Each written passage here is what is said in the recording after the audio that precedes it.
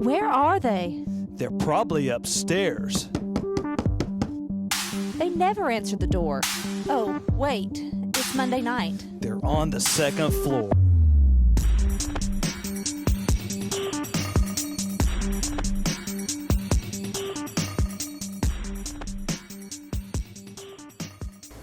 Hey guys, welcome back to Second Floor Sessions. We're on the road. Join us for the ride. It's going to be a blast. Changing some things up. We've got Bryan with us today. He's someone I know. I'm super excited to meet Bryan. It's the first time our guest, I don't know him. I have no idea who he is. Yeah. But we're fixing to meet him. That was my first one. Yeah. I didn't know Sonia, so yeah, worked out good. Yeah. But Bryan's somebody that I had met through baseball. Our kids play. We've got to know each other over the last few years. So we reached out to him for him to be a guest on the show, and we're going to let him tell his story of who is Bryano. Take it away. Well, it all Start from the beginning, because Bryan's unlike us. He's not from here. I am a transplant. Yeah. Yes. So we'll start from the beginning. So, well, it started on a cold winter night in the hills of North Carolina. Wow. Yes, I love kidding. story time. Yeah. No, I was We turn the lights down. actually, all my family's from North Carolina. I was born in Fort Bragg. My dad was military, so I moved around. I've been a transplant my whole life, everywhere I've ever been. So I was born in North Carolina, raised there for about 3-4 years. Then we actually moved to Hawaii, and I lived there for 6 years. And then when Dang. Didn't know all this. I love it. Oh, Yeah. And then, so then after that, I was probably, I don't know, 11, 12 years old. We went from Hawaii, moved to Missouri, and then I spent about 17, 18 years of my life in Missouri. And that's where I call home, because that's what I'm used to more than anything. Yeah. So my dad retired out of Missouri, then they moved back to North Carolina, and me and my wife got married, and we said, hey, let's move. And Tennessee puts us in between North Carolina and Missouri, so that's what we decided to do. And we almost didn't even move here, because we were looking at houses. I lived in a hotel for 91 days by myself. My wife had my oldest boy, and then she had just had our second one. He was 2 weeks old whenever I moved up here and started working by myself. And so she was back home for 90 days by herself with 2 kids. And then so did you the 90 days, was that with work, or was that was just, I mean? Yeah, so my work paid for like the first 30 days, and then after that I had to pay the rest of them by myself. Wow. Because I couldn't find a house. So I went all the way from Riceville to East Knoxville looking at homes, and lost so many deals on them, and just could never get one. And so then there was one that popped up in Loudon, and I told my boss and I told my realtor, and I was like, hey, if I lose this one, God's telling me that we don't need to be here. Yeah. And I'm going back. to Missouri. I'm going back home. Yeah. And it we locked in on that one. Okay. Within like 2 days. Oh, And awesome. so then, Now was that during like the COVID times when it was like hard to buy a home around right here? before it. Was it so? Apparently, it was still hard then. Yeah, I think it was 2019. Okay. You know, So 2018, 2019, something like that. I've been here 7 years, I think, almost.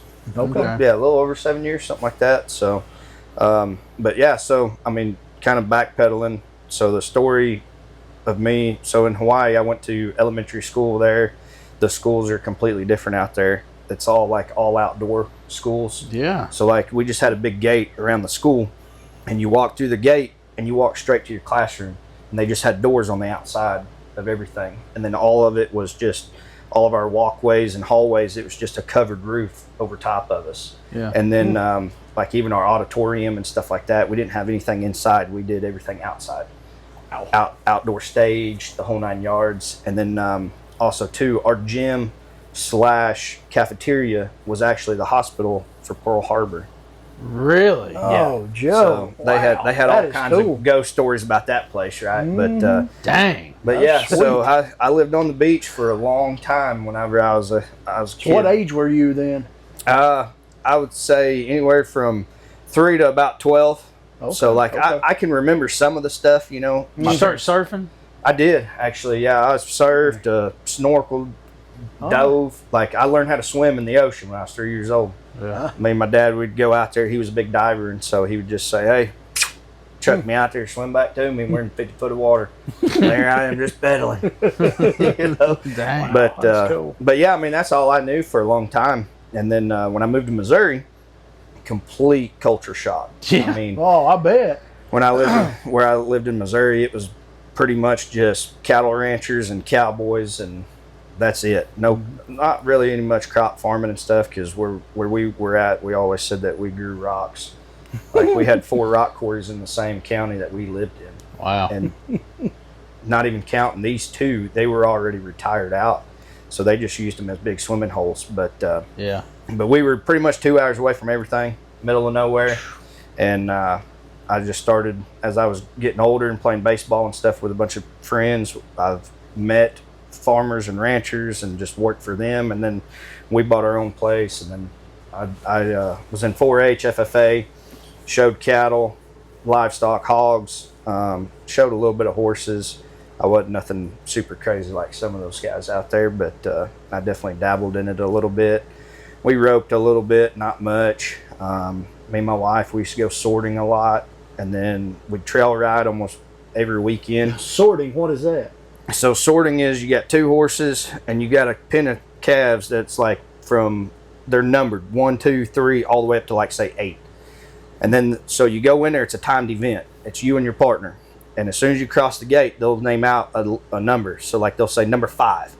So then you've got to take that number 5 to this back pin, but it has to be in numerical order. So you go 5, 6, 7, 8, then back to 1, 2, 3, 4. Oh. And whenever they're all in that order, then it stops the time. Dang, And then okay. you can I had never even win heard money and anything stuff like like that. Yeah. Do we have anything like that up here?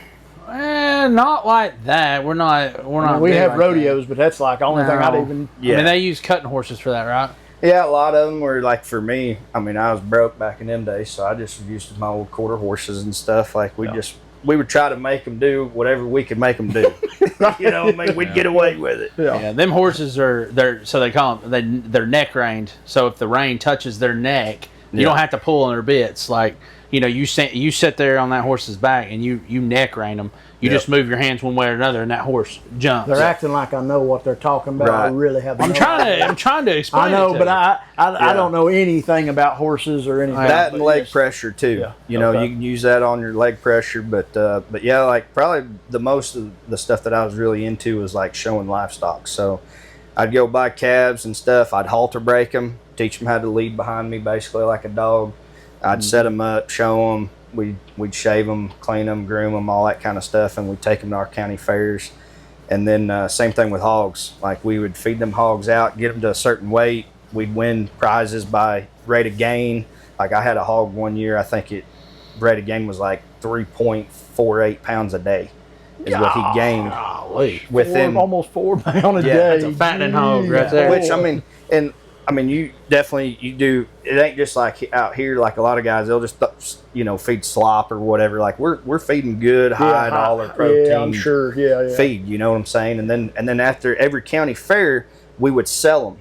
And so the local community and the businesses would come in and buy those animals from us and basically be writing us checks. And they'd be slaughtering them. And they would slaughter them, or they would donate them back, and then somebody else would buy them, and then they would slaughter them. Yeah. So, like, we have a bank back home. And 4-H makes the money off of that. Is that right? Yep. No, that's ours. It's yours. Yeah, Okay. it's mine to keep. I would have a helps pay hard back time for with everything you something put like into that. it all year. Exactly. I would have a hard time with something like that. Once you rate, you do all the things with it, and then you got to get rid of it. It's fixing to get ate, which I know that's how it works. Yeah, but you're aggravated with that stupid thing as much as you went through it. I guarantee you. Number I one would be. rule is never name an animal. Yeah. If you plan to eat it, you better not name it. Yeah. I could get Cow. that. Call it cow. Yep. Yeah. I mean, T-bone or something, you know what I mean? something, But yeah, because okay, yeah, 9 times don't- out of 10, if you name it, you ain't gonna kill You're it. done. Yeah.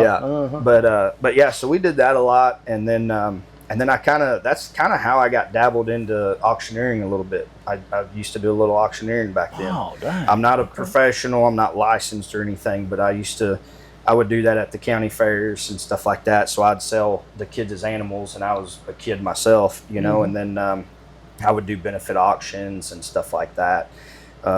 and that was all for raising our 4-H and FFA. Like our FFA, we used to do what they call a labor auction. So like it would be like you and a buddy would link up and say, hey, we could do this, this, and this. We're going to sell either 2 hours, 4 hours, or 6 hours of our time and labor. And then we'd get up on stage. You'd have the auctioneer there.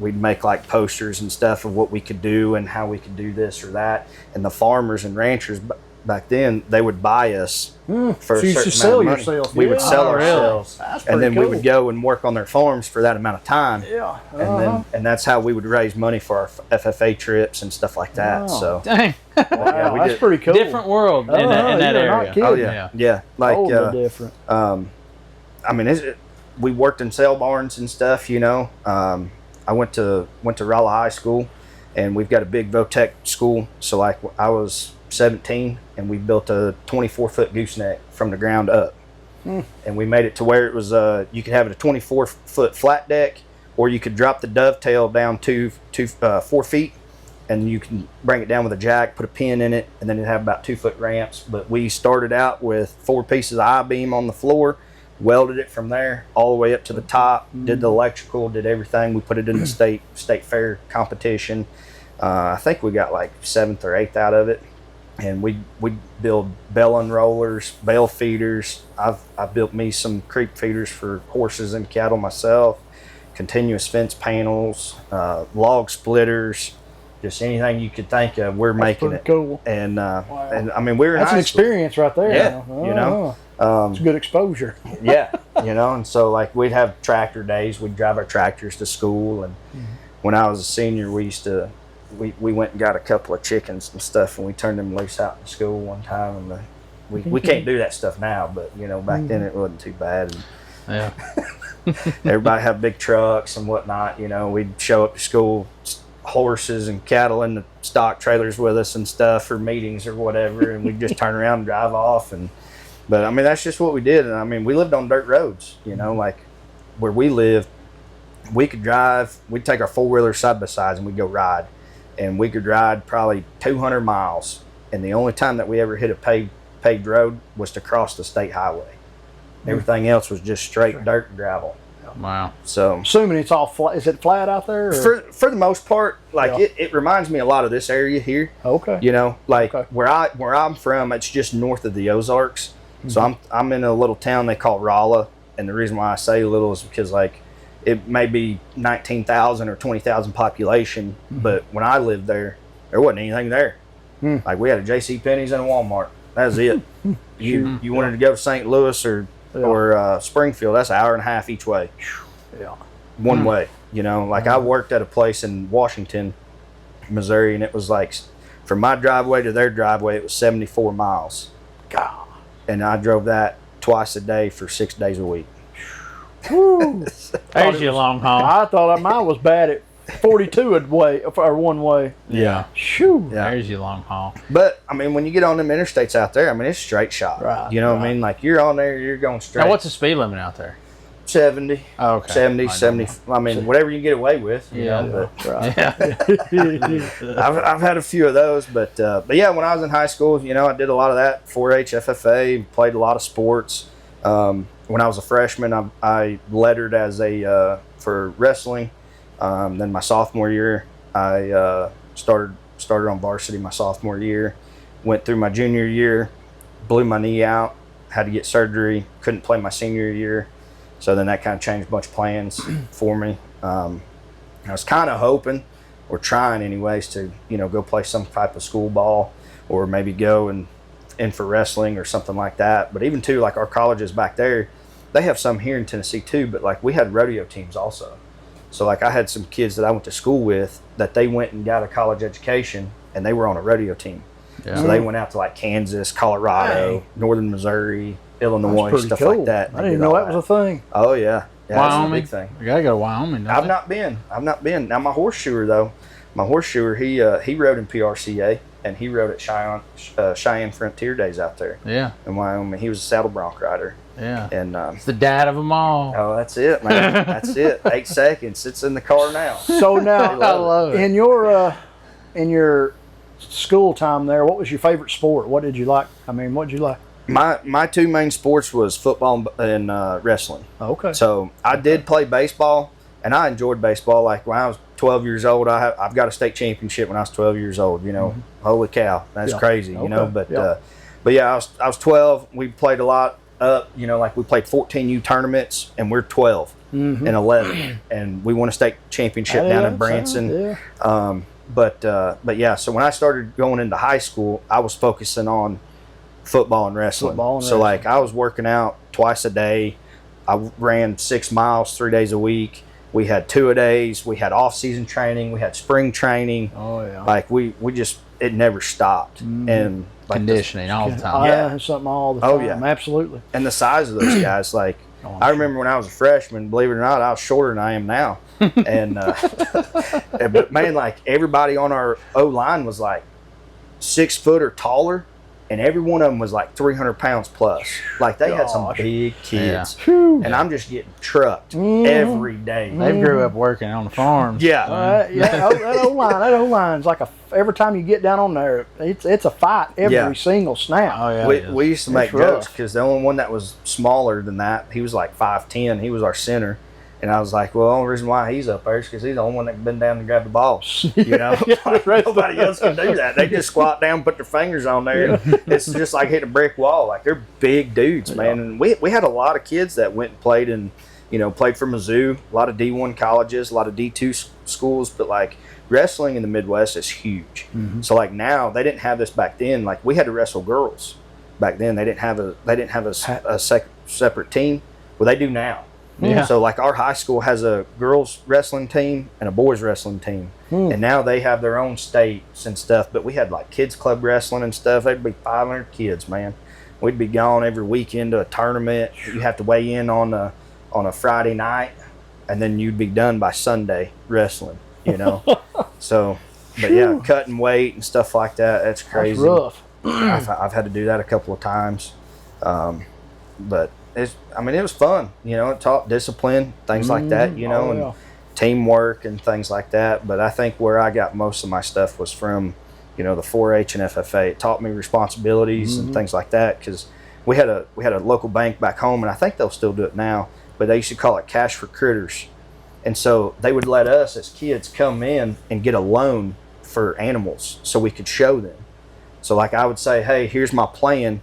You know, I need $1,000 loan. Back then, you know, calves, you could buy them calves for about $400 or $500. And so you're like, hey, I need $400 or $500. I think I'll have about, you know, $600 in feed.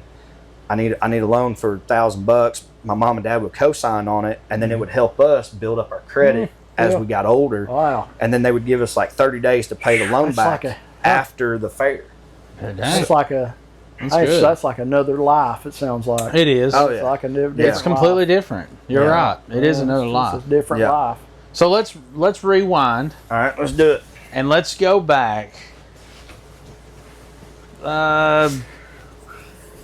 Let's go to Hawaii, All right, let's because do you're that. really too young in North Carolina to really get for going sure. on there. So where was your dad stationed at in North Carolina, So my dad was stationed at Schofield Barracks, and what branch? Army. Okay. Yeah. I've got a cousin who's in the Army, and he's in South Carolina right now, I think, but he was in Hawaii too. Yep. For a little while. So he was where at North Carolina? North Carolina was Fort Bragg. So he started out in the airborne. So my dad used to be a jumper or a paratrooper, however you want to look at that. But so he started out there, and then he went into like the chemical branch of it, and so he did a lot of that stuff, gases, things like that with the Army. And then then when we went to Hawaii, he was stationed at Schofield Barracks, and so that's on Oahu, which is like the main Island. Yeah, that's the main island, not the biggest, but the main island.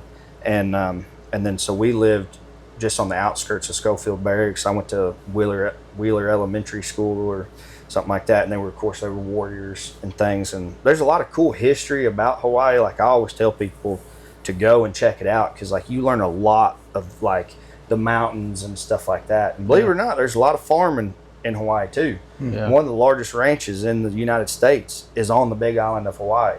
Huh. So they've got tons of cowboys out there. Wow. And I was listening to a podcast because that's what I do. I drive a lot, so I listen to podcasts.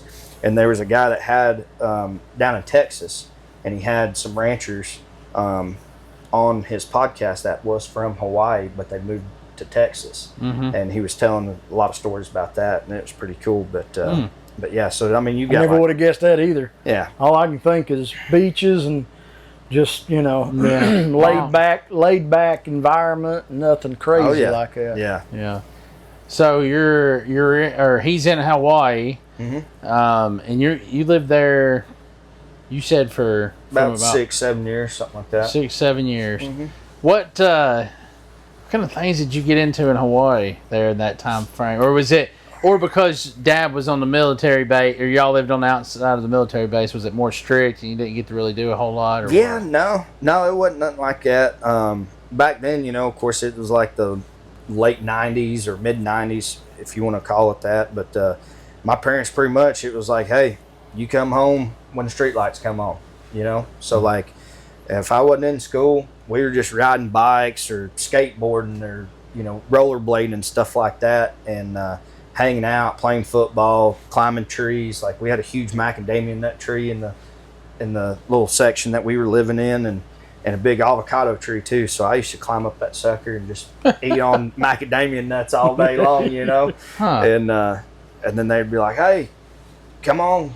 They'd be screaming. You could hear them miles away. Or, back then Domino's, they had that big slice of pizza for like $5 or whatever.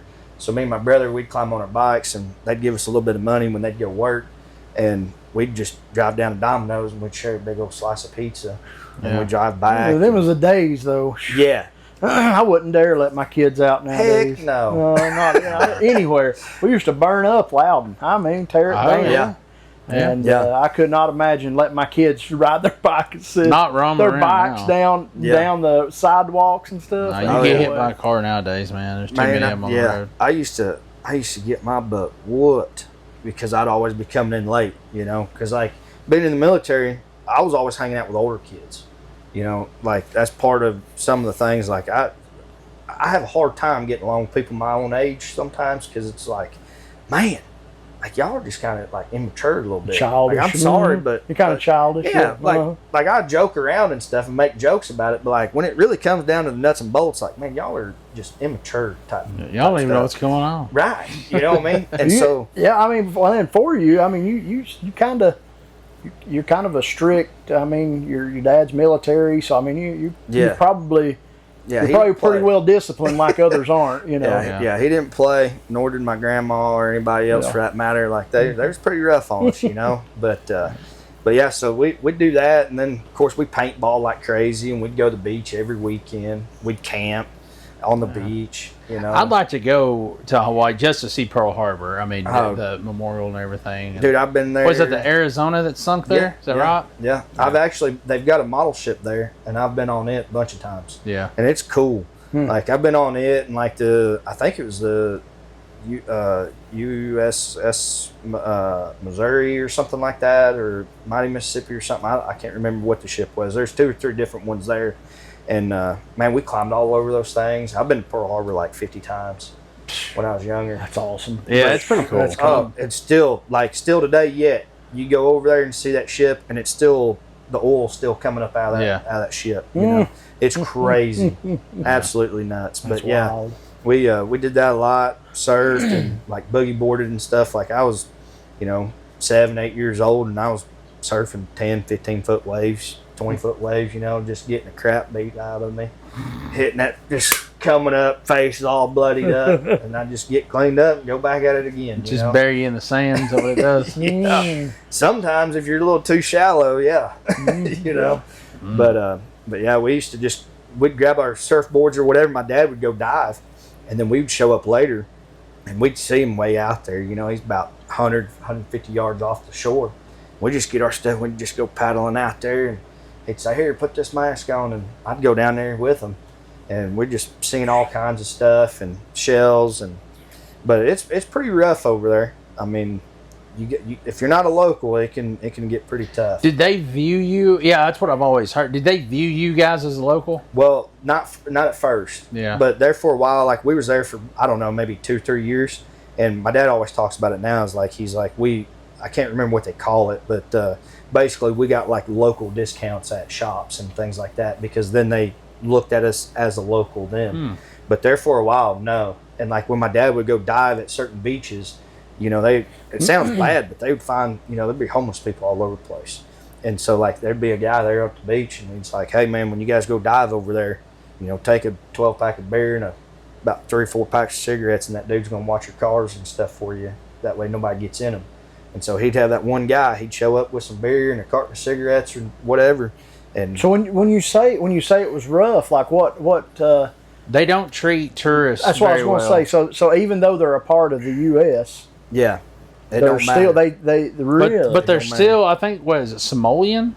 Samoans. Samoans. Yeah, Samoans and like Polynesian. Never would have thought that. So they don't like if we go back over there as today, like they're still going to be a little edgy on us. Yeah, they don't. I don't think they like tourists. At your resorts and stuff, you'll be all right. But like when you start going out and like actually exploring those towns, and when you start getting out into these like neighborhoods and stuff, like people look at you, right? And like even too like never would have thought that. Yeah, never would have thought that. Nightlife, man. Like I hate to say it, but it's like hookers, homeless dudes, drug dealers out there getting their money. Right. And like we didn't hardly ever go anywhere after dark. So when them street lights come on, you better be home. Huh? Yeah. Like that's kind of that's no joke. Okay. Yeah. Especially like downtown.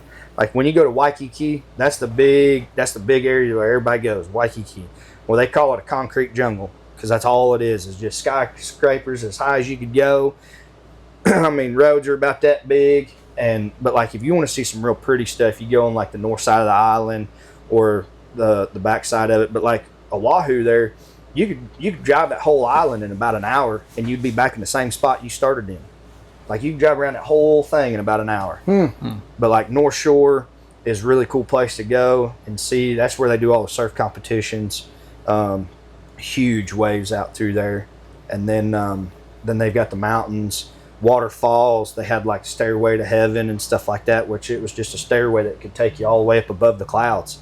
And you're on a mountain. Yeah. Tons of mountains out there. I mean, that's all it is. Volcanoes, mountains and things.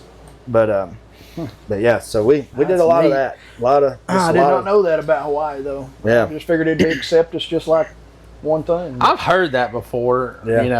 I haven't really talked to my cousin much about it, but when he lived over there. But so you left Hawaii. Anything crazy happened in Hawaii? Not really. Anything?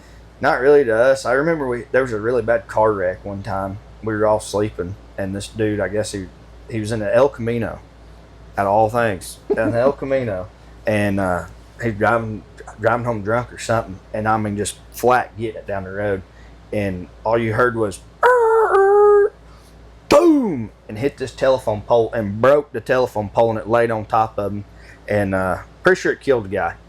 And like I remember, I was like 2-3 years old, woke up, and I'm like, "What the crap?" Like scared me to death. My mom and dad's running outside. This is in Hawaii? Yeah. Well, you'd have been older than that, wouldn't you? Yeah, I'm 4, something like that. So right after you got there? Yeah. You can remember it? Like it was like a year or so. And of course, everybody talks about these stories.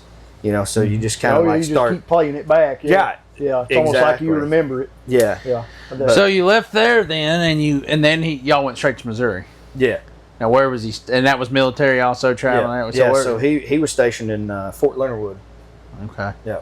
Is that where he retired from? Yeah. Yeah. Okay. So he retired. I think he retired in 2004 is when he retired. Yeah. How old was he when he retired? Well, 50? He's 44? 60 now. So I think he was right about 40. Yeah, that's 20 years ago. Yeah. 46, something like that. Yeah, that's great, man. Yeah, he did 22 years. Yeah. And he was actually going to go, and he was up. So he retired as a first sergeant, and he was going up for his next rank. And then they wanted us to move to Alabama for like a year to do training and stuff. And my mom was like, "Look, well, I've been all over the place because like my older brother, I've got 2 older siblings. My sister was born in North Carolina, and my brother was born in Germany. because he got stationed in Germany. But then my sister's been to Spain, California. Like, they just kind of bounced all over the place with the military before I was born. Yeah. And then he moved out there, and he's like, well, y'all can stay here, and I'll go for a year, and I'll come back. And she's like, well, you can do whatever you want to, but I'm not moving again. Like, the kids are in school, everybody's liking it, we're having a good time, like, we're not moving. And he's like, well, I got 22 years, and I guess I'll just go ahead and retire. So that's what he did. That's awesome, though. Yeah. I couldn't imagine at 46 years old and being retired. That's crazy. 4 more years, I'd have 22 years in a word. I just... Yeah. I mean, he went in at 18 and then did his 22 years, and then just boom, he's done, retired. And then now he still works. He's still another subcontractor for the government, so he just works for the Defense Department on that. And it's all kind of high-tech stuff. I don't know nothing about it. I used to tell people all the time when I was in high school that my dad was a hitman for the military because everybody was scared of him anyway. So I was like, well, whatever. That's awesome. They'd always ask him, and he was like, well, if you've not been in the military, you're not really going to understand what I do. And so I'm like, they're like, yeah, he's a hitman in me. I'm like, yeah, he is. Absolutely, he just don't make him mad, you know. Don't mess with him. Don't know what to tell you. So I feel like the age that you was in Hawaii, and I think about my oldest and your oldest too, you know, it wouldn't be long before they're moving from Hawaii. Right. So 100%. that's kind of their little golden years where you're just growing up. That's and you it. don't have a ton of responsibility. Maybe you're taking out the trash or whatever, you know. Yeah. But you're not really working or doing anything yet. Now, you moved to Missouri, and I got to assume that started. Whole different ball game, yeah. But yeah, so like the Hawaii thing, one weird thing for me is like I never was used to this, but before, when I was younger, I actually had hair, and it was like bleach blonde white. Like, I mean, that you get it wet, I look like I was bald headed. Like, it was just bleach blonde, and all these Polynesians and Samoan people and even Asians and stuff like that, they've never seen hair like that. So we'd go to Walmart, and people would always want to come touch my hair and rub their hands through my hair, and my mom's just like, it's okay, just hang out, it's not a big deal, it's okay. And I'm just sitting here like, you know, I'm like 5-6 years old, I'm like, these people are touching my head, like, what am I doing? And I'd have a whole crowd around me because they've never, like, my mom always told me it was a copper tone baby. Like, that's exactly what I looked like on the bottle, was a copper tone baby. Yeah. Complete tan, but pure white hair. And like, those people just ate that up. Because they all have black hair. All black hair. Right. Yeah. Dark brown. That's what we was black. when I went to Israel. That was the like, we went to Bethlehem. Yeah. And I remember how it had that big old fro. Yeah. Big old perm, curly. like curly, but looked like it had a perm. Yeah. And I went over to Israel, and we went to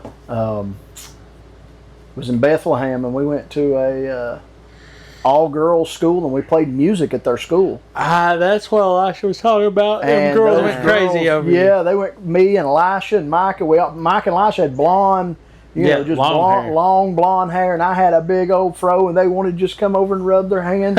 All they had was black hair, so I was like, gosh, this is weird, but I kind of like it,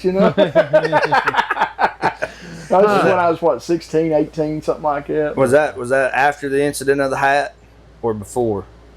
The hat. Yeah. When they told you to lose the hat. Oh, that was, that was before. Or no, that was after. No, that was after, because I was going through customs. I was going through customs. Yeah. So when did you start having to? So you moved to Missouri. Now, what did you guys have out there? Did you guys have like you was living in like a subdivision? You have a house on a small amount of acreage? Buy a ranch? So at first, my parents bought a house, and like it was a subdivision, but it was on the outskirts of the city limits. So like our backyard was pretty much the property line of the county and the city, right? But all them houses out there, man, like every house out there's got an acre to maybe 2 acres with it. So we had a whole acre to the house. They bought it, and for about the first 2 years I lived there, I was just getting to know people and making friends, baseball teams. Well, then we ran into a guy that me and his son played on the same baseball team together.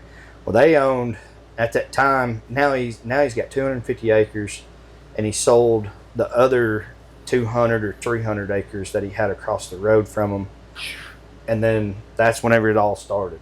So that's whenever I got into the cattle deal, working on farms. So getting to know him got you into that. Yeah, got to know him, and he sold off. His brother was a house builder, so he sold him like 200 and some acres or 300. I can't remember. I think it was 270 something. But anyways, he sold him 200 and some acres, and he started putting houses on them. And all those houses will have like 5-6 acre tracts with them, maybe 10, maybe 20, different things like that. And he's building these big, high-end houses. And this guy's still running cows. So he's running all registered Angus cattle. He's got 100 head of them. And we're out here. He's like, here, pick up this feed sack. And I'm like, what's feed sack? I didn't know anything about it. That's 50 pounds. That's how much I weighed. You was like cold turkey then. You went from 100%. Hawaii to straight farm boy and within a year's time then. I'll tell you this. We moved from Hawaii, flew into St. Louis, went to our house. In the military, they'll ship all your stuff for you. So like you've got movers and everything, and the military will pay for it. Well, the movers didn't show up when they were supposed to, so they wasn't going to show up for another 2 weeks. So my dad was like, well, school ain't started. We'll just go and drive all the way to North Carolina and visit family because we haven't seen them in probably 3-4 years. So we drove all the way to North Carolina from Missouri. We were over there for like 2 weeks. Came back, moving truck showed up there. Then we just started unloading and doing work and putting everything in the house and just started making it home, And then I met these big ranchers that we worked with a lot, and like they were my second family. Like that was my second dad, my second mom, like all his family. I still talk to them to this day, and I just get in it and learn it, I'm standing in the wrong spots, I get kicked, or I'm over here, I get slammed by a gate. Well, where am I supposed to be? Somewhere out of the way, And of course, in Missouri, a lot of them guys don't talk as nice as what some of these people talk around here. Like some of them are just grouchy old straight to men. the point. Yeah, straight to the point. Just get it done, and One of them, like the dude, is good as gold, but like he will cuss you like a dog. But that's just the way he talks. It means nothing by it. Exactly. That's just the way he talks, And so I started that and started working with them, got into it. Then they built a big house in a 15-acre lake behind their house. And my dad and us helped them build that. And then we would go around and basically just rob everybody's ponds and stuff with their permission. But we would go fish everybody's ponds, and we had big feed barrels, them big 50-gallon barrels in the beds of the truck, and we put aerators in all of them. We're driving down these county roads, fish are flopping out everywhere. We're like, stop, hang on. We just pick up more buckets of crappie or whatever, put them back in there, and we just kept feeding that thing. So that's, and then after a while, I was working on that farm. Then they were like, hey, you want to start getting into this stuff? We'll let you start keeping some animals on this property. So then I think I raised up a head of about 5 or 6 cows at one time, cows and calves, still doing my hog deal, still having my show steers and heifers. And then he was like, hey, like we're getting kind of to the point where y'all are going to have to find a piece of property. So then my dad found a piece of property. We bought it, and it was just straight land, put cows out on it. And then when me and my wife got together, we put a house out there, and we lived on it for about 4 or 5 years before we moved out here. But so I had a small little herd of cows, and then I bought a couple horses and stuff, and then next thing you know, drought killed us, sold all the cows, and then I started buying horses like a dummy, like an idiot.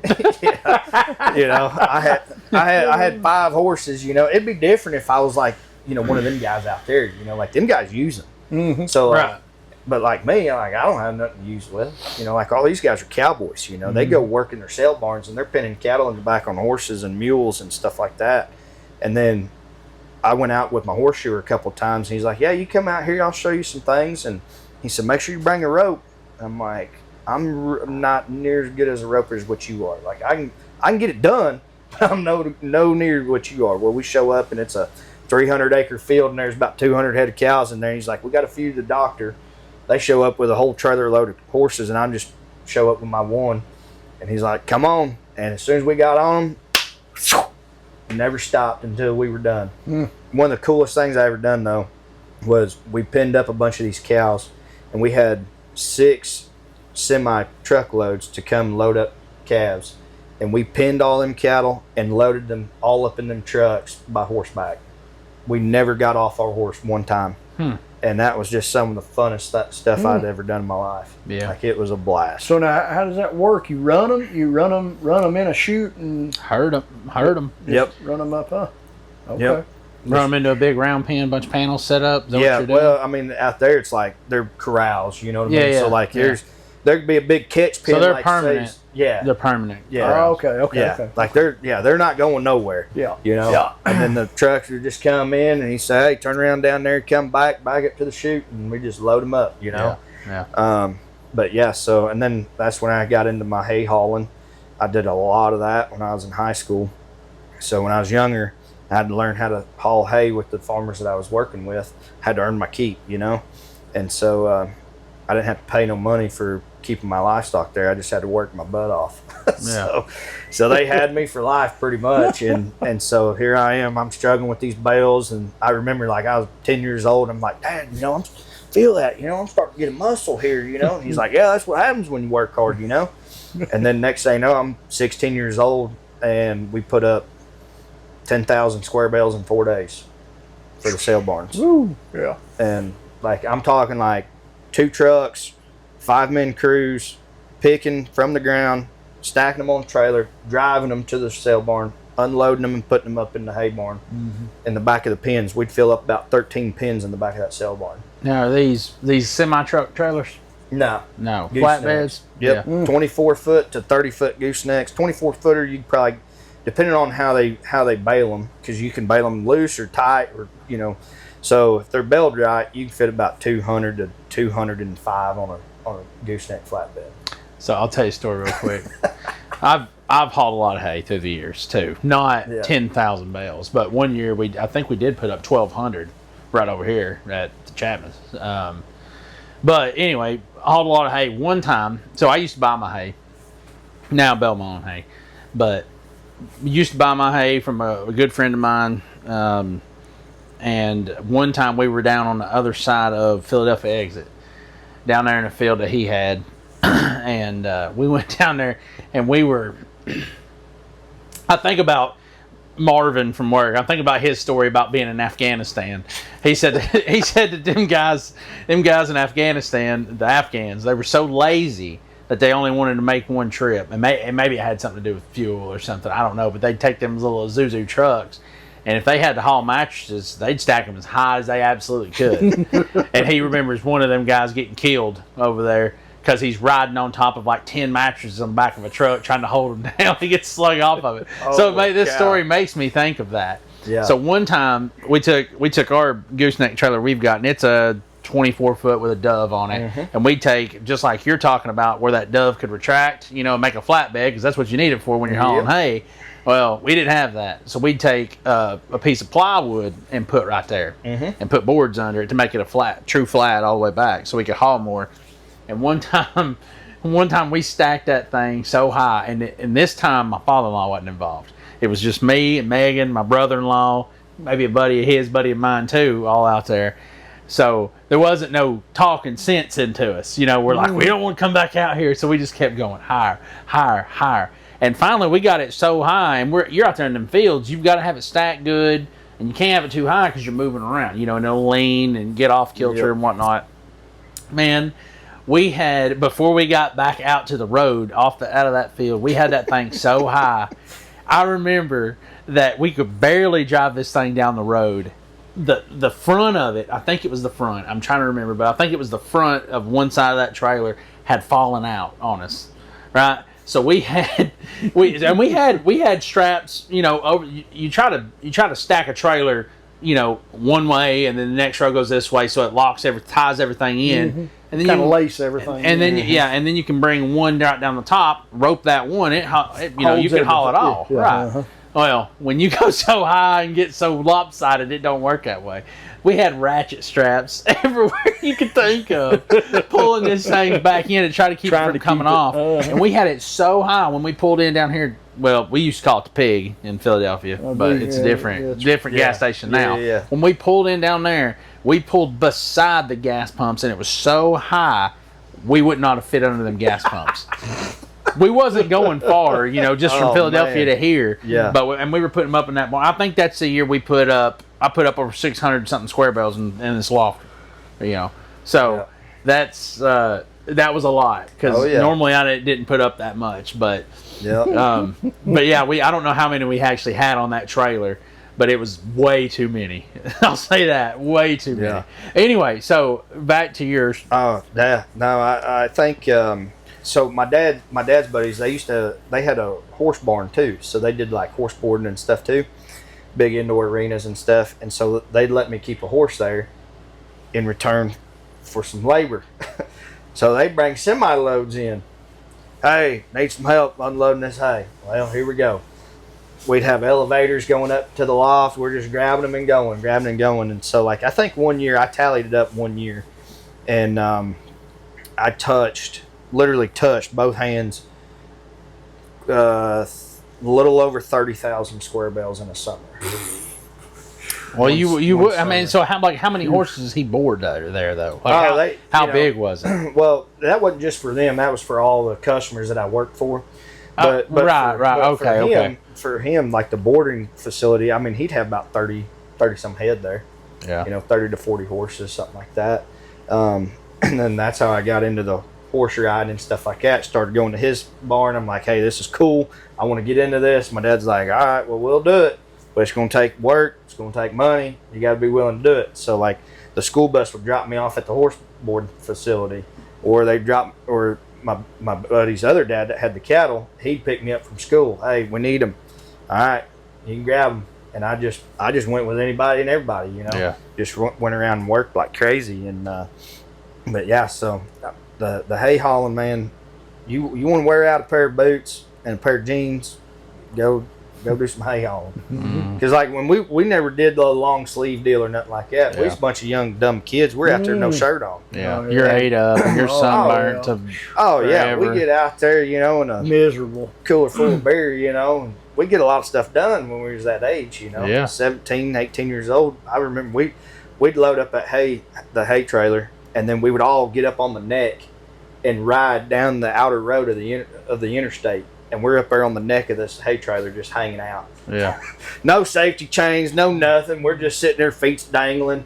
We got pulled over one time because he was like, hey, y'all need to watch your feet. He said, because he takes that turn too sharp and y'all don't pay attention, it's going to rip somebody's foot off. And we're like, yes, sir, not a problem. And we just back in the sale barn and unload it all. And then what we would do is we'd call it a handstand. So we'd go over there to the water spigot, stand up, upside down, and we'd wash from the belly all the way down, and it would refresh us. And then we'd get up on the neck again, ride it all the way back out to the field to cool us off. Yeah. And then we was ready to go for another load. One year they got too smart. They had about 3 trucks going, and we had one crew in the barn, one crew in the field. Of course, since I was the shortest one, I was in the crew in the barn. Yeah. I was at the very top where I went like that. My head's going to hit the top of that barn, and that metal's just heating up. I mean, it gets hot there, I mean, it's like today, it was like 92 degrees over in Missouri today. Yeah. And it would get up to 105, 110 degrees. And we're just going anywhere and everywhere picking up hay. I mean, I never truly had like a real job. So like when I was in high school, I didn't go work for, a fast food restaurant or anything like this. I hauled cattle. I hauled hay. I worked for people. I built fence. That's how I made my money. Yeah. I always had something to do. That's pretty interesting. So what was the biggest ranch out there that you had to, or cattle operation or whatever, hay operations, cattle operation? I mean, what kind of numbers are we talking here with that? Or acreage, whatever. Yeah. So you was involved in. So I always say in Missouri that I've seen in Missouri, our hobby farmers would be anywhere from 5 head to 250 head. God. And those guys are still working secondary jobs for the insurance and stuff like that. Yeah. But I've got some good buddies of mine back home. They're they're family friends more than anything. But he's a cattle broker. So what he does is he goes to sale barns 5 days a week and buys cattle, brings them back to his house, pins them up somewhere else, backgrounds them, feeder calves, things like that, and he'll ship them all over the United States. And he told me one year, because I used to sell him John Deere equipment, and he told me one year, he was like, he said this year I think they dealt with about 40,000 head in 1 year. Like broker. And I mean, he didn't touch all of them, but like he bought or sold 40,000 head of cattle. Yeah.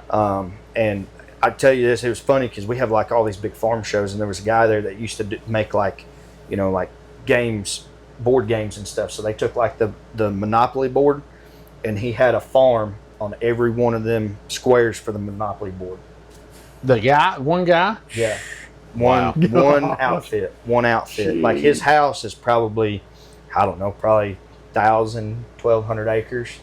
His son lives on about 250 acres. His daughter lives on another 300 acres. I mean, he's got them all over the counties. This is like a different world to me, because I'm over here thinking like my wife wants 2 or 3 acres, and I'm like, y'all are talking like you've got quite a bit of acreage, you've had a ton of acreage, and I'm over here like, God, if we get 3 or 4 acres, I don't know what I'm going to do. I can't hardly keep up with what I got now. You take care of it. Well, it looked like his pigsty. Yeah, that's what it looked like. Well, if you go down to my other place. I hadn't never really been in that like that. Yeah. There's a lot of registered breeders out there too. Like there's a lot of guys that just do strictly registered Angus, or there's guys that only do red Angus or Charolais and this and that. Like you pretty much find anybody that, like we had a vet that he's passed away now, but he'd run about 350 head of cows. He's never owned a tractor a day in his life. Dang. Good Lord. Because he's got cropland? No. Got pasture? You just leave him out on? Pasture, and like out there, everybody's got a hay bed on their pickup trucks. Mm-hmm. So they got big farms like that. They've got a hay bed on their pickup trucks, and they unroll hay bales, or they throw them up in feeders, whatever, with that truck. And so like the one guy that I was just talking about, 40,000 head, is his son in the wintertime, he'll spend 12, 14 hours days just feeding hay. Yeah. Like he put a hay bed on his truck and they just go. He's got a little Toyota truck. He's got a feed box on it that throws out the crane, and he built his own little flatbed on his truck. It's a sweet little outfit, But them guys, they put 200,000 miles on a truck in the field in a year. Yeah, in the field though. Yeah, like, and they're hooked up to a trailer every day of their life. Like they're hauling 32, 36-foot goosenecks loaded down with cows. And they put 200,000 miles on a pickup in a year or 2 years. Well, they're moving 40. You're moving that much. If you're buying 5 days a week and selling probably 5 days a week too. Well, he told me one year he spent $2 million just in trucking, not counting his own trucks. Shoot. $2 million in just semis, like the ones y'all see out here on the interstate. Yeah. Semi big pot loads. He said he spent $2 million in 1 year in trucking fees. That's nuts. But he's got his own barn set up. Like he's got a hydraulic chute, his own weigh scale that he can literally stick a piece of paper in there, put in how many head it's on it. It'll print out the average, print out the lowest, the highest, how many head it is. Boom, here you go. And I mean, he'll just buy cattle right there. Like on Sundays, you can go to his property, unload. He's got it to where he can load out one semi and 2 other trucks at one end of his barn. You can unload 3 trucks at the same time. And it's all pipe fence, cable, like the whole shebang. You know what I mean? He just turned it into his own. He cut out the middleman. Yeah. He became the sale barn basically. Never graduated high school. Yeah. We've got a few people that's like that. Yeah. He went. He quit school after the 8th grade and started buying farms and stuff. And his parents had one big farm, and he kept telling his mom. I remember his mom was telling me about this. Basically my grandma, and she's like, one of these days he just kept telling me, I'm gonna buy this farm. It's about 400 acres. Sure enough, one of these days he turned around, wrote him a check. I mean, just but I mean, it like to killed him twice. You know what I mean? Like he never got no sleep, the stress, the wear and tear on his body and things. Like his family goes on vacations, he don't go. Yeah. If he ain't here, he ain't making no money. Right. So he's like, sorry, peace out, see y'all. Like y'all can go anywhere you want to. but I got to stay here and sell cattle and buy and move them. That's what they do. But yeah, there's some big outfits out there. Like right now, my dad's friend that we built the big lake for, when he retired, he started buying land and stuff like that, and now he runs about 500 head of cows. God. He's got one farm, and it's just that one farm is like 850 acres. Yeah, just one. 500 head of beef cows is a lot. Yeah. Oh yeah. That's a lot of. That's a lot of. Sit over here and fed 12. I bottle fed 12 calves, thinking I was doing something. You are. Yeah. You're bottle feeding 12. Man, bottle feeding is a whole nother ball game right there. Heck no. I had a couple of them too, and Brittany makes a joke about it, but we used to have a baby lamb that lived in the house with us. Yeah. Yeah, we had some friends of ours they'd have lambs, and they'd always have twins or triplets. Yeah. And you'll have one that don't take, and so they're like little show lambs and stuff. And I was like, hey, this would be good. We can figure this thing out, and we'll eat it. Lamb's pretty good. And she's like, all right. And so it was in the wintertime. It was too cold, so we had to put her in the house. And put a little diaper on her, cut a hole around in the diaper for her tail. Mm-hmm. And man, she'd just be bopping around. We'd feed her formula out of a little Mountain Dew bottle. Wow. She's just a little black lamb. Yeah. Lived in the house with us. Put her in the dog cage. Bet you didn't kill that one. No, they sold it. They sold it to another lady, and I think they still have it now. But I told her, I was like, we're gonna eat this sucker. I don't care. We're going to eat it. I mean, we're going to eat everything else. Yeah, I don't really like lamb. I've had lamb before. I don't really. I like some lamb. I don't, man. Honestly, I think it's something about knowing I'm eating a baby. Really? Truthfully. I think if it was a big, giant sheep, I'd be okay with it, but it tastes like crap. I mean, we're going to feed it up, I mean, it's still going to weigh about 200 pounds when we butcher it. Oh, okay. Like, I ain't going to take this little thing like this. Like, what am I going to get? One lamb out of there? That ain't nothing. Like, I'm wanting for a few days, Well, that's still a freaking sheep. That's a sheep by the time it's that big. Yeah. Well, why they call it lamb? Lamb chop. I don't know. Heck, I thought they were actually killing a daggum young one. I don't think so. No. Well, you ain't like, I'm gonna kill this calf and eat it. You're gonna kill that steer and eat it, or that. Pretty much. Yeah. Why they say that? That don't make no sense. I don't know, man. I don't know. Well, I'm ignorant to that if that's the case. But yeah. I'm assuming that that's not the case. I figured they have to be before they kill them. They got to be 200 pounds, I'd imagine, or something. I don't know, man. You kill a daggum lamb weigh 200 pounds. That's a big one. Yeah, well, that ain't no baby. They probably weighing like 150, 175, something like that. They're full grown though. Yeah, they're ready to die and eat. Yeah, yeah. I mean, I might as well get it before the coyote does. You know what I mean? Yeah. Yes, that's right. That's true. But yeah, no, just grew up there and hunt and fished a lot out there. Big hunter. Love doing it. Go to South Dakota every year.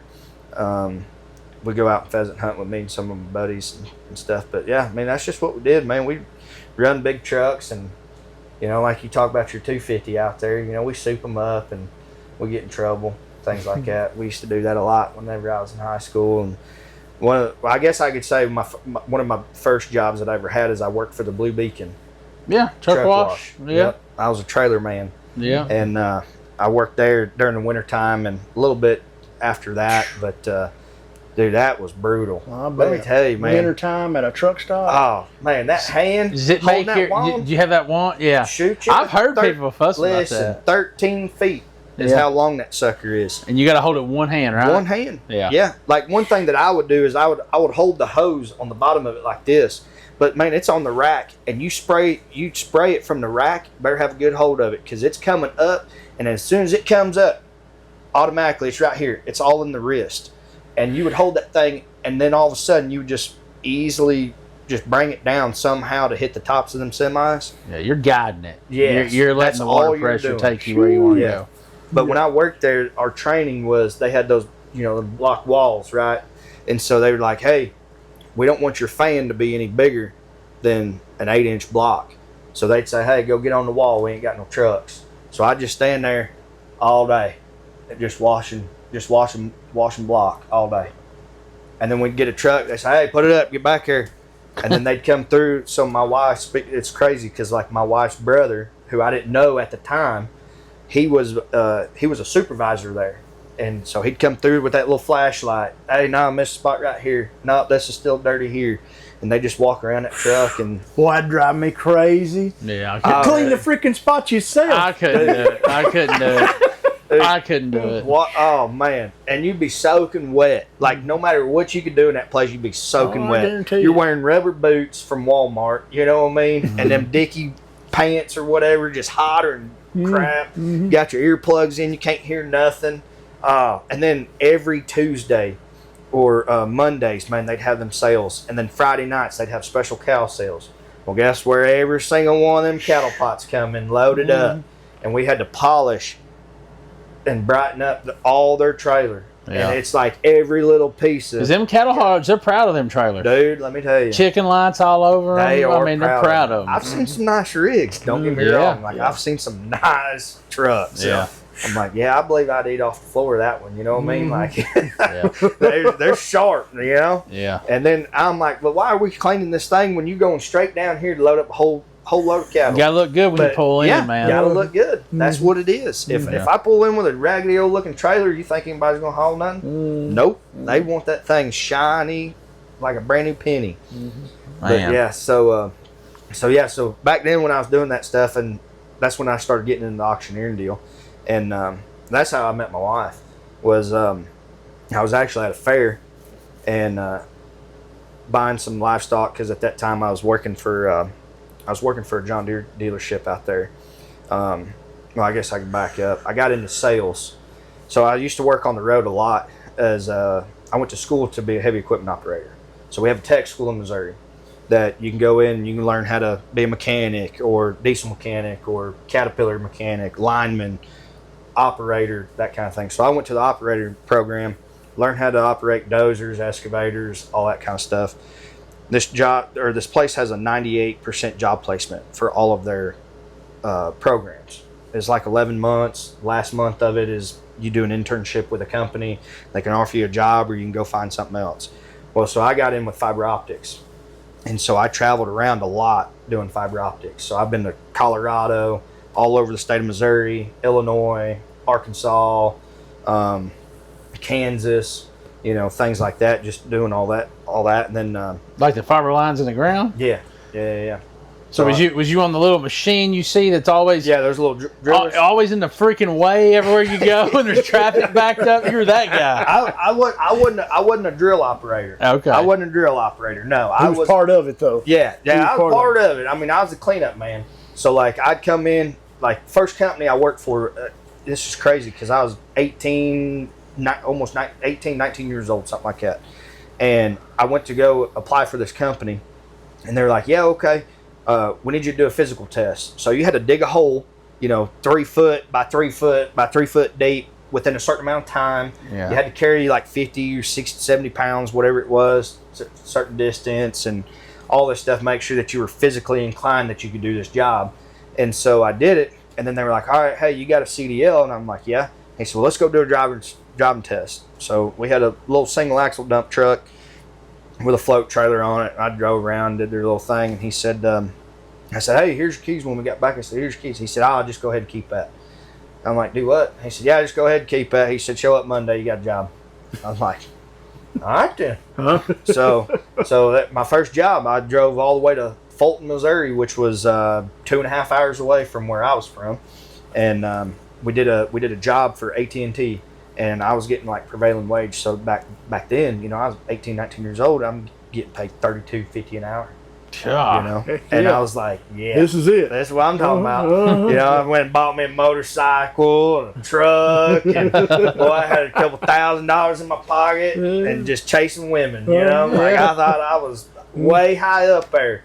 I wasn't. I wasn't. So yeah, my dad, of course, he's like, hey, save your money, use it for a down payment on the place, whatever. Like, in about 6 months, I'd cleared like 30 grand in the bank because I was working like 12, 14-hour days. Like, if I'm not going to be at home, I won't be working. Mm-hmm. Like, I'm here to make money. Mm-hmm. But we also played a lot harder than what we worked too. You're gonna work hard, we're gonna play hard. So. That's kind of the bad part of my life was, when I was 18, 19 years old, I was in bar scenes and stuff like that when I was younger, but I was old enough because I had a receding hairline that nobody ever checked my ID. So I just never had no problem, you know? Yeah. So it was just like one of them deals, you know? And they're like, hey, you got your ID? And I'm like, nope, sure don't. And he's like, oh, hey, this dude's older than me. He's like, yeah, take your hat off. And I take my hat off. She's like, oh, yeah, you're good. She got down whatever I wanted, you know. You got your ID? Good enough. That's good enough. That's good ID enough. right there, Yeah. you know. Yeah. And so I traveled around there, did that for a while, and man, like one of the scariest stories I think I've ever had is I worked for a company, and we were up in Boonville, Missouri. This was the second company I worked for because, you know, when wintertime hits, you ain't doing nothing, you know. And so I'm like, hey, I gotta make money, you know. So I jumped around companies because I needed to work, and so we were up in Boonville, Missouri. And they were like, hey, we got some good news for you. Go ahead and close out your hotel this Thursday. Come into work, finish out today, and then you guys get to go home for a 3-day weekend. And we're like, sweet. That's what I'm talking about. And I'm like, I ain't staying in no raggedy crap. You know what I mean? Like, I want to make sure I'm safe. I can take a shower, chill, the whole 9 yards. So we were like staying in a Hilton. Man, that Friday come around, he's like, man, we only got like, you know, like we would have goals. Like we'd shoot, you know, we try to get 1,500 feet a day in of a shot. Hey, we only got like 2 more shots, man. I think we can hit this, you know. We can rack out this manhole and just whip it right in. What do you guys want to do? Well, I guess we'll just stay and do it. So my 3-day weekend wasn't a 3-day weekend. So we're like, well, man, we need to find us a hotel. Well, there was a hotel across the road from the Hilton, and not mean anything by it, but it was a little Indian guy that had this hotel, and I mean, it was rough, bud. $20 is what it cost a night. Okay, That should have been your first. That should have been the first out right there. $20, and I'm like, yeah, I think I got that. I go in my room, and there's a hole in the shower this big around, like not even lying. That's not the drain? No, it was the second drain. Yeah. Then, well, let me back up. When I'm driving around the parking lot to find my room, I was like, hey, put me and him side by side because we work together. You know, we're driving one truck, we work together. So me and him's driving around. They got these little picnic tables out front of these other rooms. Well, there's some old pimp out there that just had some, you know, some women out there with them, and they just flowing in and out, you know, paper bags and whatnot. And I'm like, man, like this dude's got a business going on here. We better not screw this up, Yeah. you know. So like we go in there, and like I look at this room, and it was so bad that I slept in my work clothes on top of the covers of this room. Yeah. I was like, well, I can't sleep in my truck because this is what's going on over here. Like, so I was like, yeah, I'll sleep in there. So we get up the next morning, didn't die, you know, get up next morning, go work, come back. Well, that next Monday, we had to go back up there and get our equipment. Well, next thing you know, we're looking, and it's all roped off, caution taped off. And we're like, what the heck's going on? And so we were asking some people in the around that town, and they're like, yeah, you guys didn't hear about that? And we're like, no, what happened? Oh, man, somebody, they got had some kind of drug deal that went bad, and they busted down the door and shot this dude, laid up on the bed, and just shot him like 3 times and killed this dude. And I'm like, at that hotel? They're like, yeah, it was room like 23 or something. I'm like, that's my room. That's the room I stayed in Friday night. Yeah. And he got killed Saturday.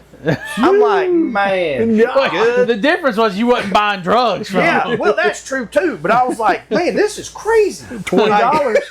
$20, man. I'm like, dude, I ain't never doing this crap again. Yeah. You know what I mean? Yeah, I know. Like it was crazy. Yeah. But up there's a lot of Amish up there too. Like even where we were from, we had a bunch of Amish around there. So like Boonville, it was funny. We were up there, and every morning there'd be a guy come in there, a horse and buggy, have a big 55-gallon barrel drum. He'd go to the gas pump, fill it up full of gas. He'd go in there and buy him a couple of cigars. He'd light them dang cigars, get on the road, and he'd just slap that horse down the road, and he's smoking a cigar with a 55-gallon drum of gas in the back of his buggy.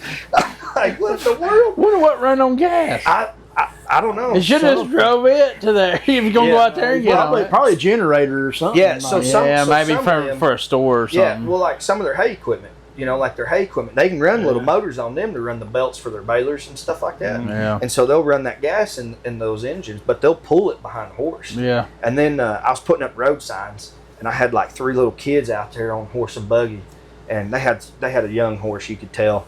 And so I put up this big orange, road construction ahead or whatever sign. That horse starts freaking out. This little boy just grabbed that whip and just just whooping the hair off that thing. And that horse just turned its head and he just kept stepping. It's like, golly. I'm like, sorry, boys. Like, I didn't mean to scare your horse or anything. They teach them but, dude, they had a hitching post at the Walmart. Yeah. Like, that's how much they had. They had a huge community. Athens does too. Yeah. I didn't realize that. I remember that. Mm-hmm. Yeah, I didn't realize that. But so you'd said something just a second ago. I was just curious. You said you met your wife while you were auctioneering. Yeah. So after I was working on the road, I came back and I was working for a John Deere company. Right. So whenever I got done traveling around and things, actually no, I'm sorry. Let me back up. She's gonna kill me because I got that wrong. So I was still on the road. I was working with her cousin on the road, which I didn't know it was her cousin either. I mean, him just worked for the same company. His uncle was a superintendent, and so I met her. She was all tangled up in the family before you was in the family. Oh, dude, I had no idea. That, and then what'd you say? Her brother? Yeah. At the Blue Beacon. At the Blue Beacon. So I was all tangled up with the whole family. Had no idea. But yeah, so I was auctioneering at this fair, and then whenever I'd get done, I would just haul all their livestock to the butcher shops or to the sale barn where they want me to drop them off at, and I just do it for free, just help these businesses out because that's what they did, and like where we were at, like the businesses, if you didn't support their kids in their 4-H and FFA, you wasn't getting no business from those people. You know what I mean? Like we had guys that would buy a pickup truck from somebody just because he went and bought a steer from their son at a county fair. Right. It didn't matter the price, but you supported my son, I'm gonna support you. Like we would make our kids, and even like me, I'd have to go into these businesses and sell myself and sell my livestock. Like I'd have a piece of paper that I typed out, like a little bio or whatever, had some pictures of my project animals, and I would literally talk to these businesses and try just to sell it that way. Man, that's crazy. That's so wild. Yeah. So then so when I was hauling cows and stuff, her brother called me during that fair, and he's like, "Hey, what are you getting into tonight?" And I was like, I got one more load of cows to do, and I'll be good.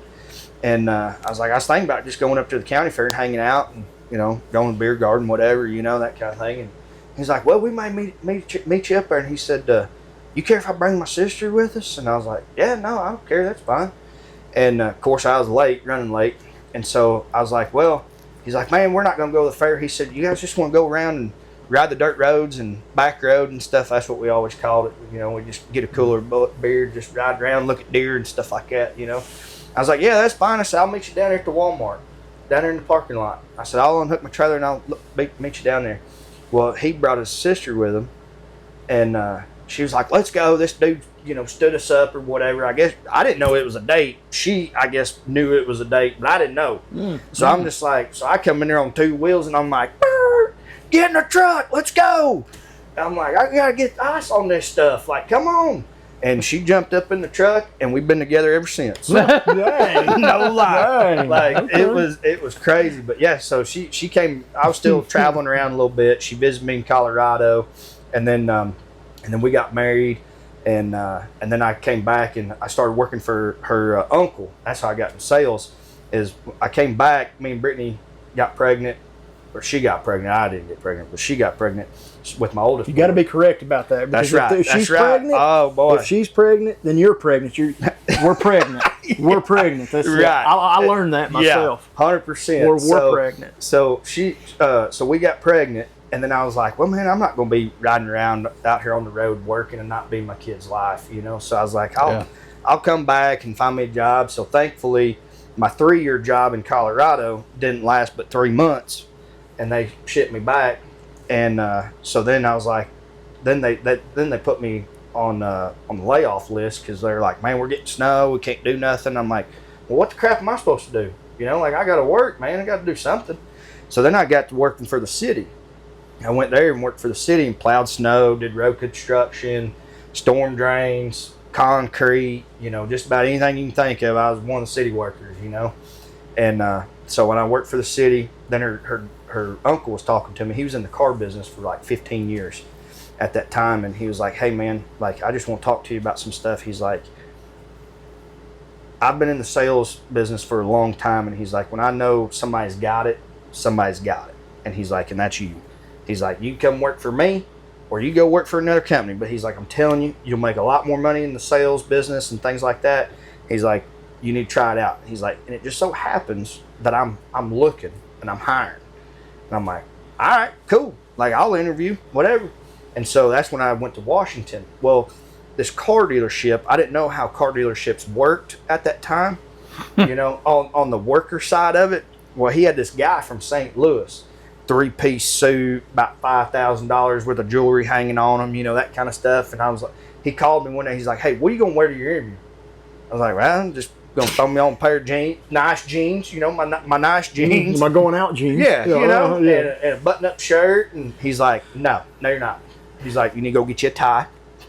I'm like, dude, I ain't never wore a tie in my life. I don't have to tie one of these things. Yeah, I still don't know to this day. I had to have somebody tie my bow tie for my wedding. I got to watch a YouTube video every time I go to the town. Yeah, I'm like, God bless, that's wrong. Every wedding I've been into, I just handed somebody and say, here, tie this. Well, see, Megan worked at Rarity Bay for so long, they had to wear ties. So Megan knows how to tie a tie. Yeah. So I'm like, tie my tie for me. Yeah.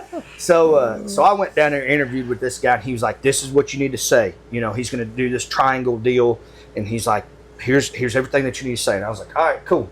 So I went in there, and he's like, well, how do you think you did it? I was like, I don't know. I did everything you told me to, And he's like, all right, cool. Then I think you're good, So I worked at a car dealership, and I sold cars for a year and a half. Golly, you've done everything. That's so funny. Hey, let me tell you something about. So you sold cars for a year and a half. How'd you do with that? B. Willie lived some life, okay? We've experienced some stuff, you know what I mean? Nothing you haven't done. Selling cars, I sucked. Well, because, like, here's my thing, is, like, I wanted to know what we had in it. You know what I'm saying? Like, I like to know where... You mean dollars? Yeah, where I can stop. Yeah. You know what I'm saying? Yeah. Because, like, I like to give people good deals. Like, it's probably not the best thing, but, like, I work off of emotions, too. You know what I'm saying? Like, if I'm building a good rapport with somebody, I'm not just going to just, rear end somebody with it, you know? Mm-hmm. So, like... So I was telling him about that, and he's like, well, you don't need to worry about that. He's like, here's your price sheet. And when I'm talking like a dealership, I'm not just talking like some little used car dealership. Like, we had 100 used cars on the lot and 200 new cars on the lot. Yeah. Like, that's a dealership. We's dealing. Yeah. You know what I'm saying? Yeah. Like, big dealers. Like, the top salesman there would sell about 22 cars a month. That's a bunch of cars. I got making a bunch of money. Yeah. And he had like 7 of these dealerships. You know what I'm saying? Is that the dude in the 3-piece suit with all the jewelry? Yeah, no, he was actually like he was like the CEO. He was like the CEO of where he would be out on his twin engine 350 yacht on Lake of the Ozarks while we're out there busting our humps trying to get him some more money. You know what I'm saying? Mm-hmm. Like, what a life. Yeah, he was the big guy of the dealership. We only seen him about once every couple months, making his rounds, But like, he'd come in there, and like my first day I sold a car. Like, I wasn't even supposed to be selling. He told me, hey, get out here, get familiar with these cars, learn all this stuff. Like, I'm like, man, I can still barely tie my phone to the radio, let alone anything else, So I'm out here in these Dodge Darts, and it was a Chrysler dealership.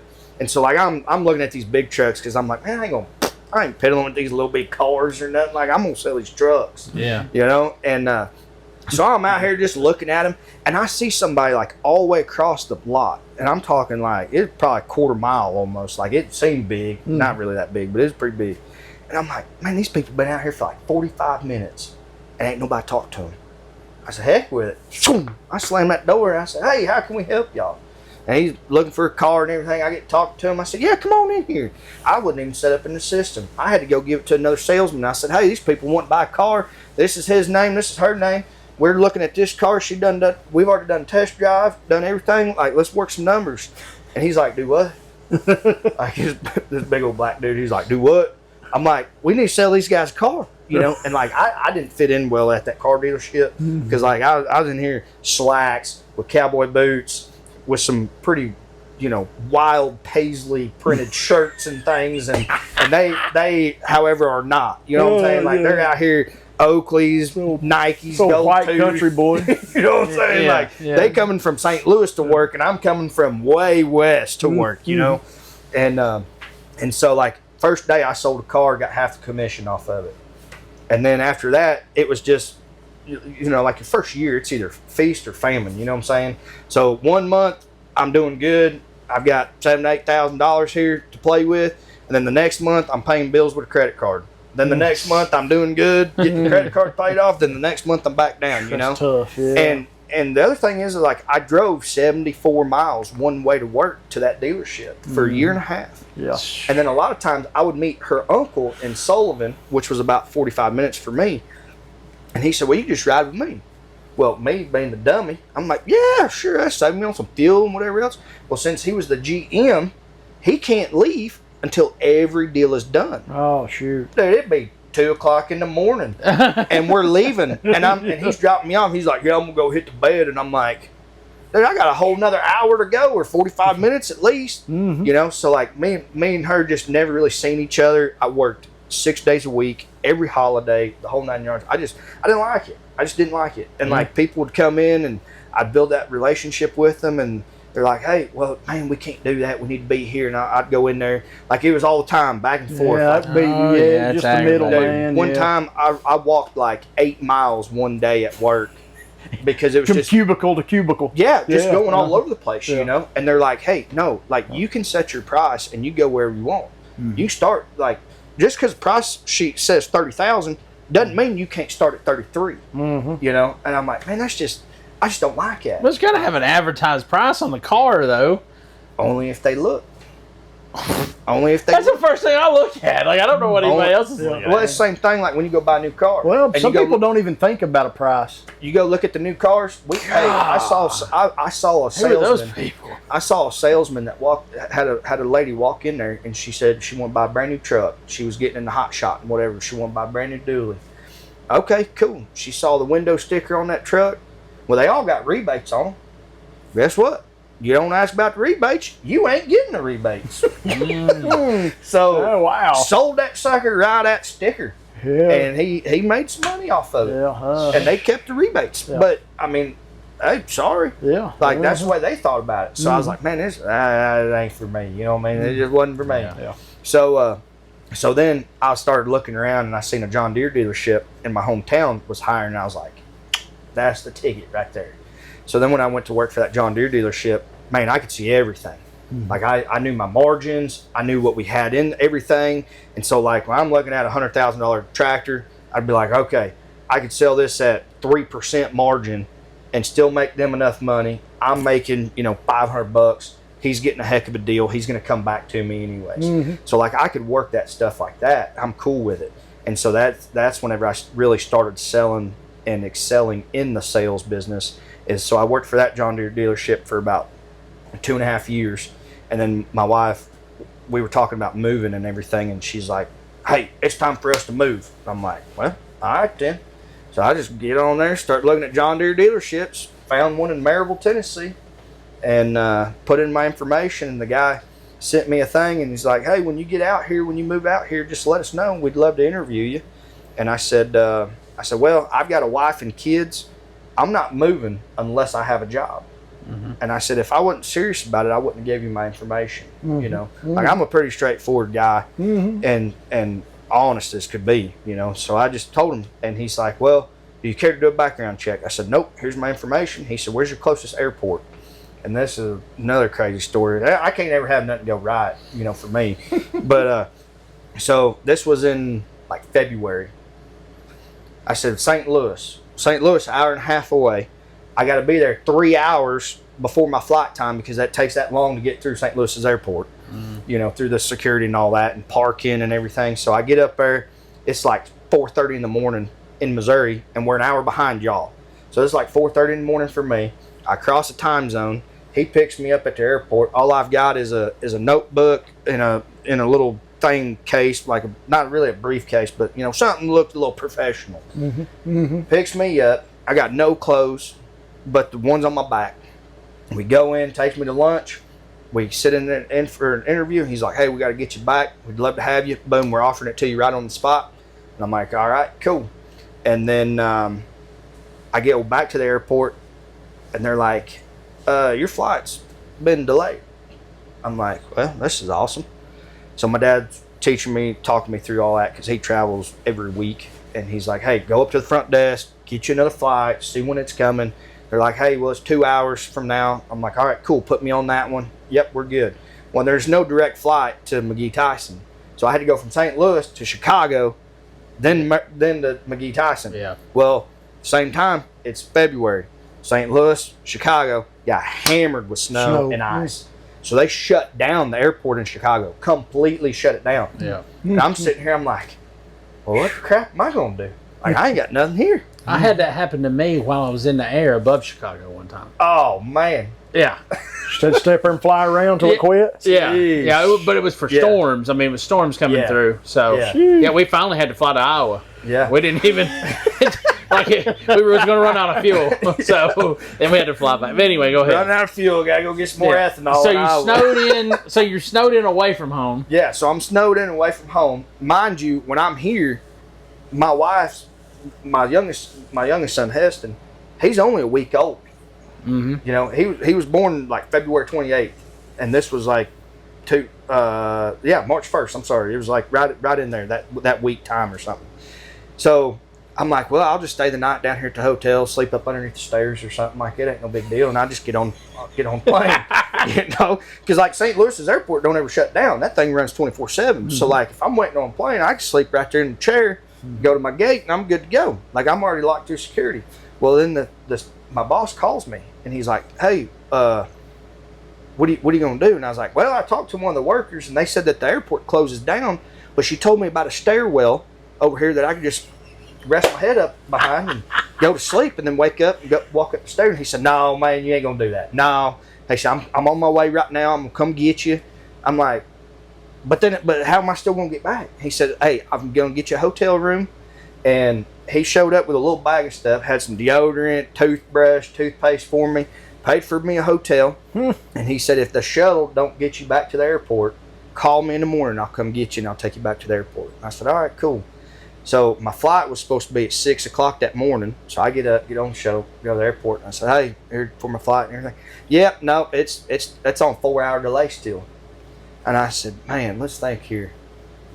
We're only 8 hours away. I said, heck, I'm going to go down and rent a car. And I'm just going to drive back to Missouri. Yeah. So I go down there to the car rental place. I said, hey, I need to rent a car. They said, well, we only got trucks and minivans left. And I said, well, I'm driving to Missouri, so I'd say probably the minivan. So they put me in a little Dodge Caravan, and here I am, 25 years old, just 10 and 2, baby, heading down the interstate. Then this guy my boss calls me at like 8 o'clock in the morning. He's like, hey, did you make it? And I said, no, I'm on the road. He said, what are you talking about you're on the road? I said, my flight was another 4-hour delay. So I said, I just figured heck with it. I'll just hit the road. I said, I'm already in Kentucky. Like, I'm gone. And he was like, well, why didn't you call me? I said, well, you wasn't going to take me back to Missouri, so I just figured I'd do it on my own. No big deal. Yeah. So I had to drive all the way back to St. Louis, drop my car off at the airport, get on a shuttle at the airport, go to the parking garage, get my truck, pay for the parking, then drive all the way back to where I was from, which was an hour and a half away still. Got home at like 9 o'clock that night, and then I had to go back to work the next day because I was only going to be gone for a day. So then I had to call them people and say, hey, man, I ain't going to make it in tomorrow. Like, I don't know what to tell you. I mean, I hate to lie to you, but I'm sick. Like, I'm just not going to be there because I'm not in the state. Yeah. So then I got up, finally got there, and of course, Brittany, she's like, well, what'd they say? And I said, well, they offered me the job. She's like, do what? I said, yeah, they offered me the job. And she's like, oh my God, well, what are we going to do? I said, I don't know, you tell me. You want to move? We'll move. If not, that's fine. And she's like, well, when do we have to move? And I said, well, he told me that we could have Heston and he'd give us, about a month or so afterwards, and I'd be all right. And she's like, okay. Well, that next two mornings after that, my wife went into labor. We had to go to the hospital in the middle of an ice storm. Had the hospital shut down. Nobody could be there. It's just me, her, and my son. And so we had a lot to talk about, this whole job deal. And I was like, all right, well, hey, if you want, I'm good to go if you are. And she's like, yeah, let's do it. And so I texted him back, and I told him, I said, hey, I can come and work. He said, when do you want to start? I said, I don't know, March 25th or something like that. Be fine. He's a month old, and I was down here working. Got in the Wood Springs Suites on Alcoa Highway. That's where I stayed. Wood Springs Suites. 91 days. And then you finally closed on the home. Yeah, I finally closed on the home and moved everybody down here, which that was a trip in itself too, because we had like first off, we had a newborn baby with us. Also, too, had a 4-year-old with us. Then we had 4 vehicles loaded down. So I closed on my house on Friday. My dad flew into St. Louis Friday morning. He went back to his house, got his truck and camper, drove all the way to Tennessee, went to the closing with me. Me and him loaded back up in the truck, drove all the way back to Missouri that night, got there about 11:30 at night. The next morning we was up at 8 o'clock, went and got the moving truck, and I had everything loaded up and unloaded in our house in Tennessee, and I was back to work Monday. I moved my entire family in 3 days. That's wild. And closed one weekend. And closed on the house. One weekend. Jeez. We was hoofing it. You ain't kidding. We was hoofing it. But so how have you liked living here since? Dude, I tell you, we love it. I mean, the only thing that I will say that I do miss is just like, the farming and ranching and, just that lifestyle. Yeah. You know what I mean? Like, yeah. The being away from everything. Yeah. Because here we're kind of. Yeah. I mean, I know I'm a transplant, but I think it's time that we cut the borders off, Like, let's shut them down a little bit. For sure. Yeah. For sure. I mean, I'm a good one. I don't know about everybody else, but. No, you definitely are. Compared to some of these people coming here. Oh, yeah. But yeah, no, like I always talk to my wife about it, make jokes with her. I'm like, hey, if you want to move back, we can move back. She's like, we are not moving. Like, no, we're staying here in Tennessee. I'm like, all right, sounds good. We love it, and the kids playing baseball and sports and doing all the friend stuff. Me and Bo, we had a little record there going last year. The old Slaw Dogs. That's what I heard. Slaw Dogs. No, Slaw Dogs, buddy. Yeah. We did all right. But no, it's a blast. We enjoy it here. We love the mountains. I mean, just some of the prettiest country you could ever see is right here. Yeah. And I get to see a lot of it because I still sell. And so I travel around. I'm still in the equipment sales, so I travel around a lot with my job that I've got now. And I see all the mountains and been on the backside of Gatlinburg, been up to, what is that, like English Mountain or something. I've been to the top of that thing. That ain't fun at all. But yeah, we love it. Love it. People are great here for the most part. Some of them, a little iffy. Yeah. But no, we enjoy it. It's fun. What do you think when we asked you to come on this podcast? I don't know. I bounce around like crazy. It's hard to keep me. Fit in really well, though. I can give you that. My ADHD, man, like I just go and I mean, you've seen Heston. That's where he gets it from. You know what I mean? Yeah, he's wild. He's wild. He's all boy. I mean, he he's a good kid though. He's a good kid, and he's got a good heart on him. But man, when he's up, let's go, and it don't matter how 100 mile an hour. We're getting there. And I'm the same way though. But yeah, I jump around a lot, but I really didn't know, like what was going to be asked or what I was even going to talk about. Because like I got to think, I'm like, really, I'm kind of boring life, Like I really don't have a whole lot of crap going on, Yeah. But yeah, like I don't think I've ever even met somebody that has lived in Hawaii until tonight. I have. Yeah. I have not. So well, only because my cousin did. Yeah. But yeah, no, we've been to a lot of places and done a lot of things, and I've lived in one house my whole life.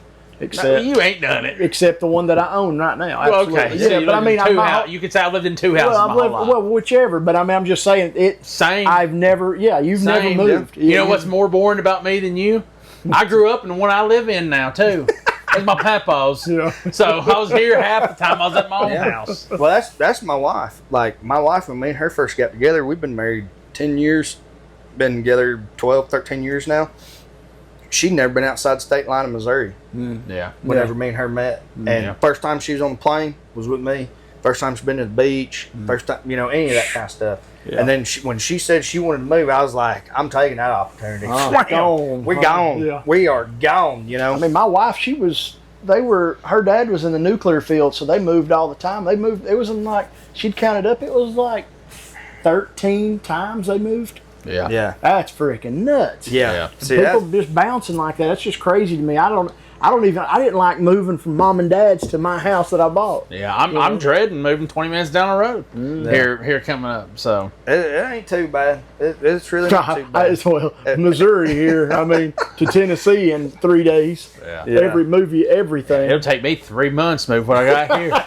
You can move all the way across the state lines in 3 days. Hey, there ain't nothing wrong with that. You got all the time in the world. You ain't got to worry about selling the place. You know, you just take a little bit at a time. You know. That's what I'm planning on doing. Yeah. I mean, that's the best way to do it, honestly. Yeah. Either that or pay somebody to do it. Because every time I get to moving, I'm like, gosh dang it, I'm going to pay somebody next time. Yeah. And then here we go. We got El Jefe right here, just moving boxes. You know, loading up the trailer and loading it down. I mean, the first time I moved, we loaded everything up in the stock trailer.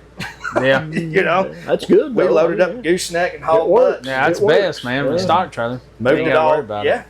Moved it all there, but yeah, no, I don't know. The way I look at it, like, I just didn't think anything was real exciting, you know, that I've done. I just thought it was kind of normal, but I guess it ain't. You are not normal. No. You are not normal. It gets a whole lot more normal than you are. I'll tell you that. Yeah. And you, car salesman, Hawaii. Yeah. Yeah. Well, man, thanks for coming on. Absolutely. And telling the story of you. I hope our viewers like it. Absolutely. Thank for watching and listening. Thank y'all. We'll be back next week with something else. Yep. Thanks. See you guys next time.